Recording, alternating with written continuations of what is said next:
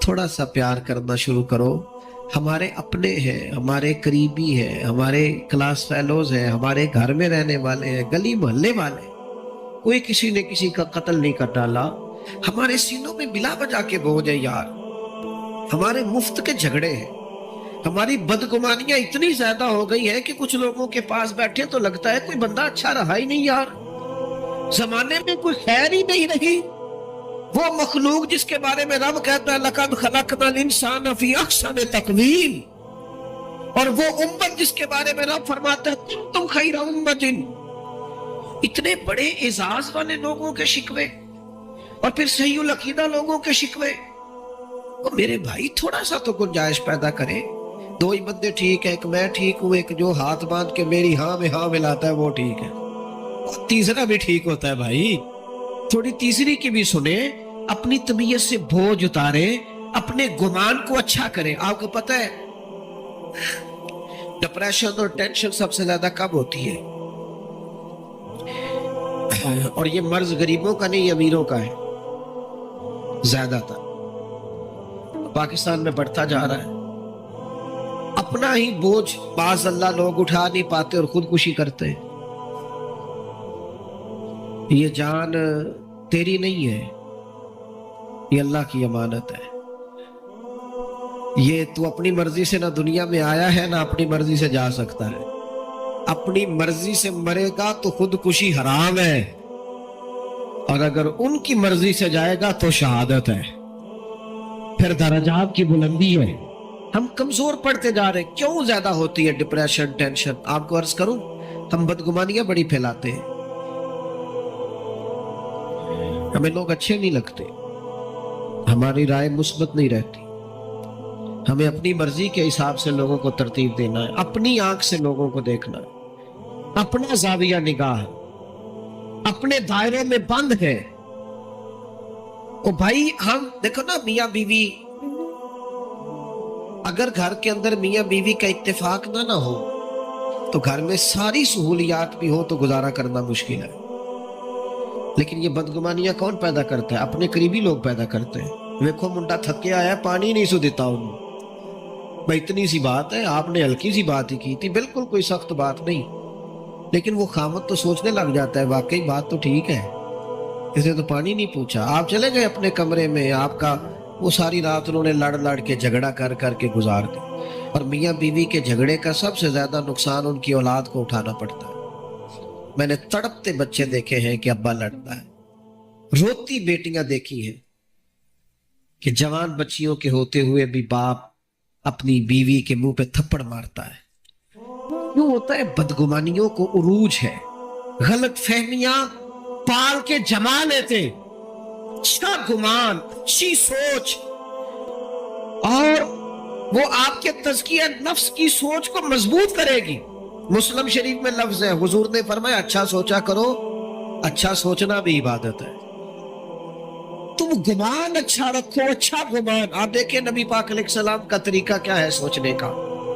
10 دن نبی پاک نے طائف میں قیام کیا. یہاں 2 منٹ کوئی شخص کسی سے ذرا ٹکرائے تو پھر اس کا لہجہ دیکھیں, آپ دیکھنے والا ہوگا. 10 دن حضور نے قیام کیا ہے اور ان کو تبلیغ کی ہے, اور جواب میں پتھر کھائے ہیں. اور جب کریم واپس آئے ہیں, ہمارے ہاں بھی لوگ معاف کرتے ہیں, پر معاف وہ کرتا ہے جس میں بدلہ لینے کی طاقت نہیں ہوتی. وہ کہتا ہے میں نے اللہ پہ چھوڑ دیا ہے.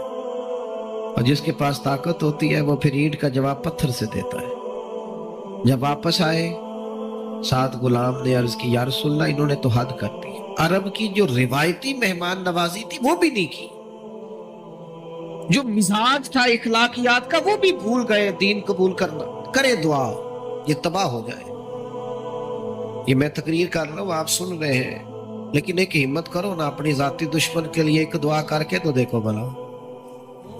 ایک ہمت کرے نا, یہ کئی دفعہ سنا ہے نا حضور دشمنوں کی ہدایت کی دعا کرتے, تو ایک ہمت کرے نا کسی ایک ذاتی دشمن کے لیے جو ذات کا دشمن ہے, نظریے کا نہیں, اس کے لیے کر کے دیکھو نا ایک دعا بھلا. یہ ہمت کرو, یہ بھی تو حضور کا طریقہ ہے نا. لیکن مجھے بڑے افسوس سے کہنا پڑتا ہے ہم نے سنتیں بھی 4-5 موٹی موٹی یاد کی ہیں. داڑھی عظیم سنت ہے, پگڑی عظیم سنت ہے, مسواک عظیم سنت ہے, لیکن میرے بھائی سچ بولنا بھی تو سنت ہے نا، دل صاف رکھنا بھی تو سنت ہے نا، غیروں کے لیے دعا مانگنا بھی تو سنت ہے نا، کسی کے حق میں نرم رہنا بھی تو حضور کی سنت ہے نا، خیر خیر بھی تو نبی پاک کی سنت ہے. ان پر توجہ کب ہوگی؟ آپ غور کریں. عرض کی یا رسول اللہ دعا کرے تباہ ہو جائے تو حضور نے ہاتھ اٹھائے، کہا اے اللہ انہیں ہدایت دے دے، انہیں پتہ ہی نہیں یہ کیا کر رہے. جس طرح بندہ بچوں کے بارے میں ذہن نہیں بناتا کہ ابھی بچہ اسے پتہ ہی نہیں، اللہ ہدایت دے دے. تو غلام نے عرض کی حضور ایک بندے نے بھی بات نہیں مانی اور آپ دعائیں مانگ رہے ہیں. تو یہ میرے محبوب کا گمان ہے، یہ حضور کی سوچ ہے، یہ نبی پاک نے مثبت رویوں کو فروغ دیا ہے سوسائٹی میں.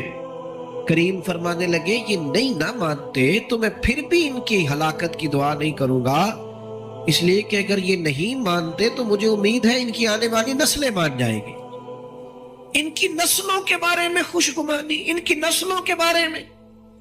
ہم نے تو اپنے بچے مایوس کر دیے، اور تیرا کچھ نہیں ہو سکتا، تیرے ورگے بندے نہیں کامیاب ہو سکتے. کس کو کہہ رہے ہیں؟ اپنے بیٹے کو، اپنے شاگرد کو، اپنے عقیدت مند کو، اپنوں کو کہہ رہے ہیں. وہ میرے پاس ایک بزرگ اپنے بچے کو دم کرانے لائے تو انہوں نے اتنی لمبی لسٹ شکایتوں کی کھول دی. کہنے لگے جی 4 بچے ہیں، یہ ضدی بھی بڑا ہے، نکمہ بھی بڑا ہے، نلائق بھی بڑا ہے، بات بھی کوئی نہیں سنتا، سارے گھر میں رٹا ہی اس کا ہے. میں نے بڑے ادب سے انہیں عرض کیا کہ آج کے بعد آپ نے اس کے سامنے نہیں کہنا، آپ اسے پکا کر رہے ہیں بیچارے کو، یہ کٹ جائے گا اپنی فیملی سے. کبھی ایسا کام نہ کریں. آپ اپنے بچوں کی تربیت کریں تو غیر محسوس طریقے سے، اگر آپ کو اس میں کوئی کوتاہی نظر آئے تو اس طرح کر کے اس کی تربیت کریں کہ اسے محسوس ہی نہ ہو مجھے ٹرین کیا جا رہا. لیکن ہم کیا کر رہے ہیں؟ دیکھیں نا، حضور علیہ الصلوۃ والسلام ہماری جانوں کے مالک ہیں. محبوب کسی کا نام لے کے اگر نصیحت کرتے تو وہ واری صدقے جاتا، لیکن کریم کو کبھی کسی کی شکایت ملتی تو حضور مطلق بات کرتے. فرمایا لوگوں کو کیا ہو گیا ہے، لوگوں کو کیا ہو گیا ہے، لوگوں نے اب یوں کرنا شروع کر دیا ہے. وہ دوستو، رب کی مخلوق کے بارے میں اچھا گمان، اچھی سوچیں. یہ پتہ چلے گا کہ آپ تزکیہ نفس کی طرف جا رہے ہیں، طہارت نصیب ہو رہی ہے. میں نے اپنی زندگی میں اکثر لوگوں کو دیکھا ہے کہ انہوں نے اگر چاہا ہے تو بہت سارے لوگوں کے حق میں رائے عامہ ہموار کر دی ہے. اگر انہوں نے چاہا ہے، کسی شخص نے جا کے کہا جناب آج فلاں شیخ کے مل کے آیا ہوں، تقریر سن کے آیا ہوں، کیا بات ہے، بڑا لطف آیا ہے، کیا بات. لیکن اب وہ بدگمانی پیدا کرنی ہے نا، فوراً ایک بات چھوڑیں گے، او تے ساری گلا ٹھیک نے، ہنسے نہیں سن ذرا صحیح کر کے. یہ طریقہ اس طرح کا نہیں. بیٹھے ٹھیک، بھائی وہ انسان ہے، 99 خوبیاں نظر آئی ہیں، بحیثیت انسان بھی 1-2 رہ جاتی ہیں. تھوڑی گنجائش تو دے اللہ، اچھا گمان تو. اور پھر اس کا ابلاغ کریں گے، ہلکا ہلکا دوسرے کو بتائیں گے. وہ تو نے دیکھا کیسے بات کر رہا تھا، وہ تو نے دیکھا آنا جانا کیسا تھا، وہ تو نے غور کیا ہے اس کا. وہ میں جیسا کہ میں نے عرض کیا ہے 6-7 جگہوں پہ جانے کا موقع ملتا ہے. اب مجھے کوئی شخص روک رہا ہے اگر باہر کہ آپ رکے، تو جہاں آگے پہنچنا ہے وہ یہ تو پوچھ ہی نہیں رہا کہ آپ نکلے ہیں کہ نہیں نکلے، وہ کہہ رہے ہیں پہنچے کتنے ہو. اچھا وہ یہ بھی کہہ رہے ہیں پہنچے کہاں، اور بلا کے چاہے بٹھا دے. اس وقت اتنا مشکل کیا ہوتا ہے، پہنچے نہیں آپ، لیٹ ہو گئے، پریشان ہے. اور پھر ہر 10 منٹ کے بعد کہتے ہیں بلا تاخیر، ہر 10 منٹ کے بعد کہتے ہیں. رات 1 بھی بج جائے تو نقیب محفل نے یہی کہنا ہے بلا تاخیر، کیونکہ اس بیچارے رٹا یہی لگایا ہوا اللہ ماشاءاللہ. تو اب وہ میں جا رہا ہوں، لوگ ملنا چاہ رہے ہیں، میں بڑی تکلیف بعض اوقات محسوس کرتا ہوں کہ یار ان لوگوں سے مل لیتا. لیکن وہ دیکھنے والا اچھا گمان کرنا اس کے لیے مشکل ہو جاتا ہے کہ یار یہ کھڑا کیوں نہیں ہوا، اسے رکنا چاہیے تھا. لیکن وہ اس مشکل کو نہیں سمجھتا کہ جناب کس طرح اچھا گمان جب آپ سوسائٹی میں کرتے ہیں پھر اس کا ابلاغ بھی ہوتا ہے. حضرت بشر حافی رحمت اللہ علیہ بغداد کی جامع مسجد میں جمعہ پڑھتے تھے. کوئی انہوں نے دنیا داری نہیں بنائی تھی. جس آدمی نے جوتے نہ خریدے ہوں پہننے کے، اس کا کسی سے کیا رٹا ہوگا. لیکن مخلوق تو فنکار ہے اس درجہ کے پل بھر میں، سنگے در کعبہ سے بھی اسنام تراشے. تم کون ہو، کیا چیز ہے داغے کبابی. لوگوں نے تو مریم پہ بھی الزام تراشا. لوگ باز آتے ہیں کوئی شکوہ کرنے سے، جس بندے کا کوئی رٹا نہیں کسی سے، ان پر بھی الزام لگا دیا. शिकवा शुरू हो गया, बदगुमानी। क्या हुआ जी? एक ताजर कहने लगा जी बाबा सिर्फ जुम्मे वाले दिन फर्ज ही पढ़ता है, बाकी नमाज ही नहीं पढ़ता मस्जिद में। ये मस्जिद के इमाम पर बाद लोग बड़ी सख्ती करते हैं, कहते असर की पहली 4 सुनते नहीं पढ़ता। तो मैंने कहा जरूरी होती तो अल्लाह रसूल फर्ज करते, आप क्यों कर रहे हैं? जिस चीज को अल्लाह रसूल ने जरूरी करार नहीं दिया आप क्यों दे रहे हैं? तो कहा जनाब हजरत बिशर हाफिज सिर्फ फर्ज जमात से पढ़ते हैं। और उसने ये बात कई लोगों से की, तो देखो यार ये दरवेश बने फिरते हैं, बड़े पीर हैं, और ये सिर्फ फर्ज पढ़ के निकल जाते हैं मस्जिद से। बहुत सारे लोगों ने समझाया कि यार तुम्हें ऐसा नहीं करना चाहिए। बिल आखिर एक दिन एक साहब ने कहा यार तू पता ही कर ले किधर जाते हैं। हजरत ने मस्जिद में बाजमात नमाज जुम्मे की अदा की, मस्जिद से बाहर निकले और फिर दौड़ के, अब वो पीछे छुपता छुपाता तजस्सुस कर रहा है, ढूंढ रहा है किधर जाते हैं। हजरत ने जैसे एक दुकान से नान खरीदे तो कहने लगा ओहो मौलवी को भूख ने सताया था, सुन्नतें छोड़ दी इसने। थोड़ा आगे बढ़े तो कबाब खरीदे, कहने लगा उम्र देखो और जुबान के जायका देखो। हजरत आगे बढ़े तो जंगल का रास्ता लिया, कहने लगा ये लोगों से छुप के खाएगा। कहता है चंद कदम में आगे बढ़ा तो एक कच्चे मकान का दरवाजा खटखटाया और फिर हजरत ने उसको खोला। पहले बजाया कि मैं आ गया हूं, फिर उसे खोला और जैसे ही मेरी नजर पड़ी तो सामने एक माजूर फालज ज़दा आदमी बैठा है। शेख दौड़ के गए, मटके से पानी प्याले में डाल के पहले उसका मुंह धोया, फिर उसे सीधा करके बिठाया और फिर लुकमा तोड़ के उसके मुंह में रखा और साथ ही कहने लगे माफ कर देना, जुम्मे का दिन था, लेट हो गया हूं, अभी तो मैंने सुन्नतें भी पढ़ दी, अभी तो मेरी बकिया नमाज रहती है। वो शख्स कहता है मैं कभी नहीं रोया था, पर मैं दरवाजे पे खड़ा तड़प रहा था।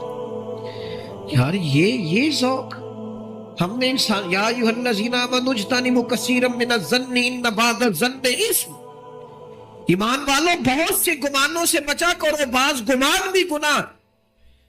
मैंने सोचा ही नहीं जो आदमी इतना बड़ा, जो काम बड़ा था, मैं उसे क्या समझता था।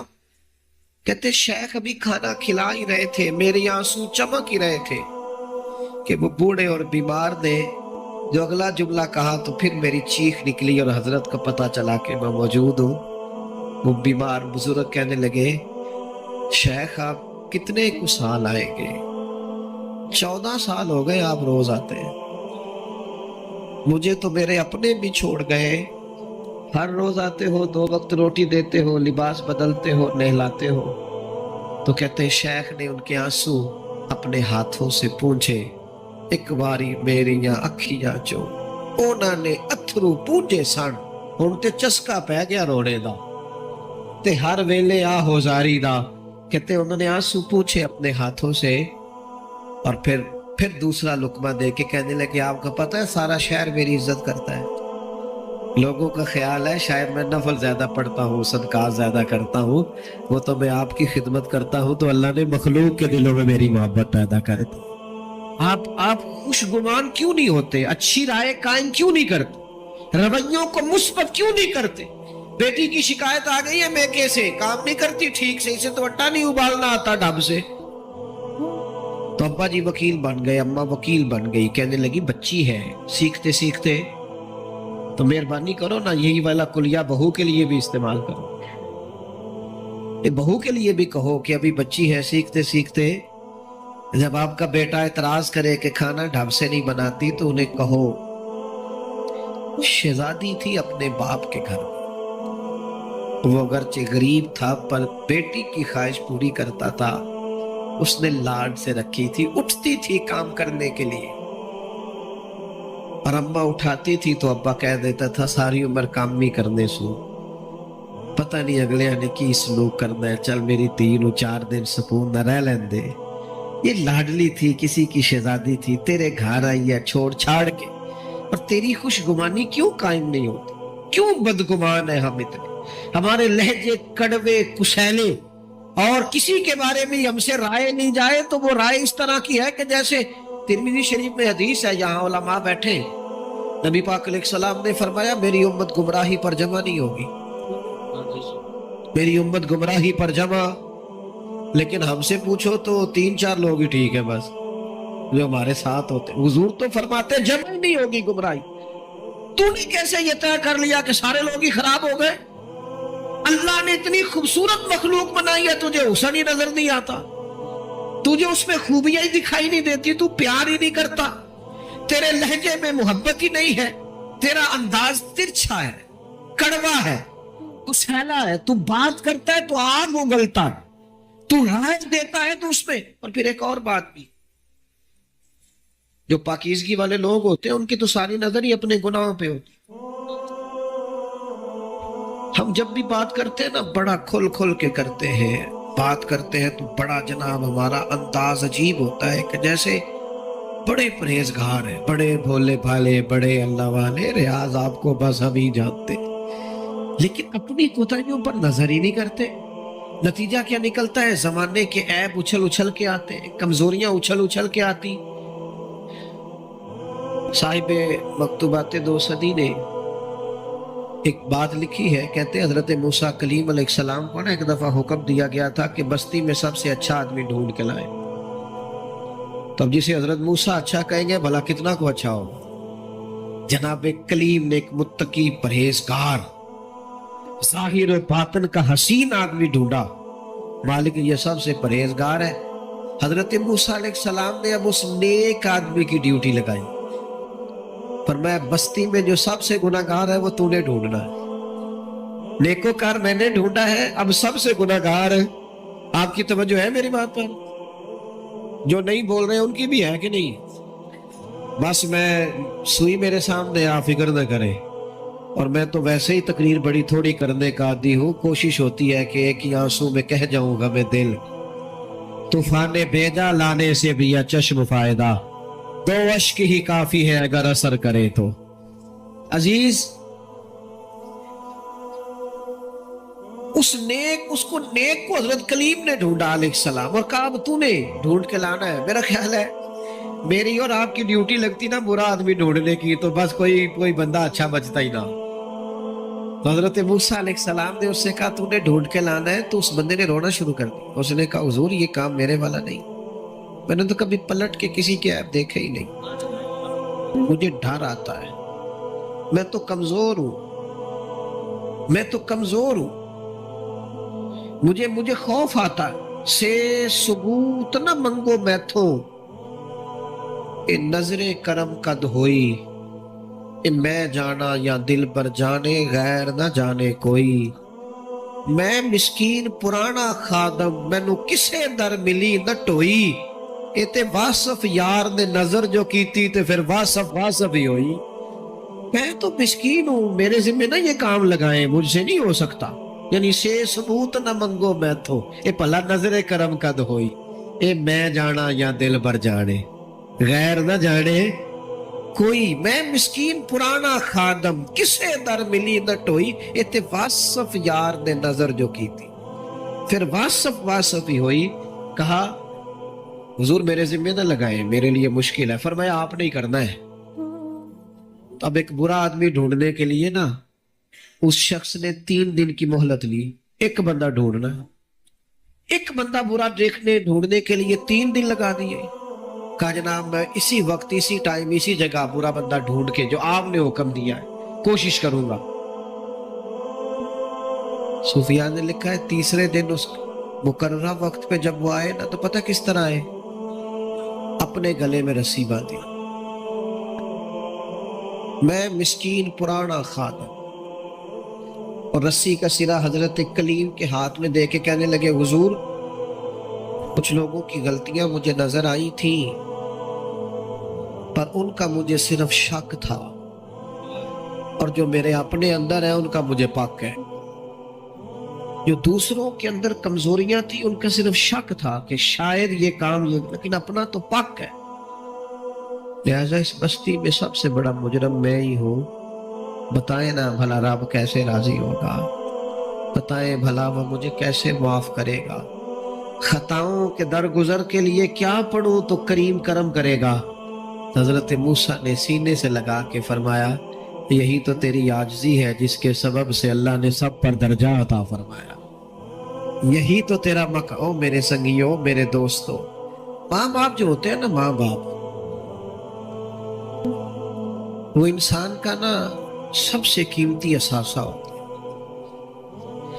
یعنی ماں باپ کی زندگی میں انسان نا کچھ بے پرواہ بھی ہو تو گزارا ہو جاتا ہے، کچھ فکروں سے وہ آزاد ہوتا ہے. ہمارے ہاں نا ماں باپ کی خدمت کا لوگوں نے ترجمہ بڑا اپنی مرضی کا لیا ہوا ہے. ماں باپ کی خدمت کرنی ہے، خرچہ دینا ہے.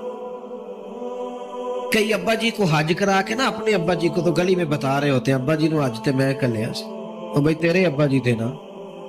ایک ختم شریف پہ میں اصال ثواب کی محفل میں حاضر تھا، تو وہ اپنے علامہ صاحب کو کہہ رہے تھے کہ 50,000 ابا جی کی طرف سے مسجد میں